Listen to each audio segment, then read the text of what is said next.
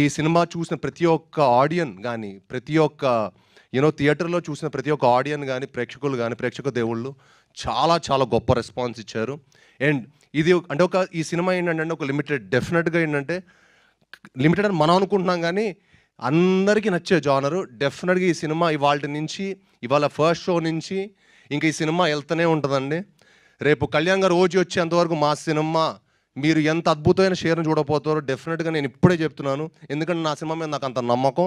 నా సినిమా నేను విశ్వనాథ్లో 1400 మంది క్రౌడ్తో నేను సినిమా చూస్తే సెకండ్ హాఫ్ కానీ ప్రతి ఒక్క చోట చాలా చాలా మంచి సపోర్ట్ ఇచ్చారు. సో మీ అందరూ మా సినిమాని చూసి చెప్పండి. చూసి ఈ సినిమా ఎలా ఉందో మీరు జెన్యున్గా చెప్పండి.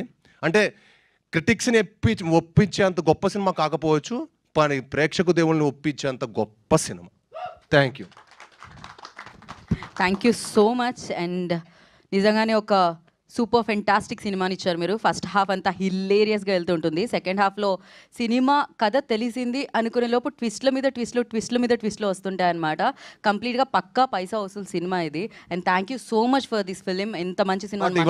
సారీ అండి, ఇవాళ వచ్చిన మీడియా వాళ్ళందరూ చాలా థ్యాంక్స్ అండి. నిజంగా మీ అందరూ వచ్చి మమ్మల్ని సపోర్ట్ చేసినందుకు. మీరు లేకపోతే మాకు ఏ సినిమా లేదు. కానీ ఇప్పుడు వచ్చిన వాళ్ళందరూ అనిపిస్తుంది కొంచెం మీరందరూ క్రెడిబుల్ అనమాట. ఓకే, థ్యాంక్ యూ భయ్యా. లవ్ యూ ఆల్ భయ్యా. మీరందరూ ఇంకా మరింత ఇలానే ఉండాలండి. మంచి సినిమాని సపోర్ట్ చేయాలి. మంచి సినిమాని ఎప్పుడు ఉంటే మనం లాంగ్ టర్మ్ హ్యాపీగా ఇక్కడ ఉంటాం. ఒక సంవత్సరం 3 సినిమాలు హీరో వచ్చేవాడు గొప్పవాడా? 3 ఏళ్ళకి ఒక సినిమా వచ్చేవాడు గొప్పవాళ్ళే కాదు కదా.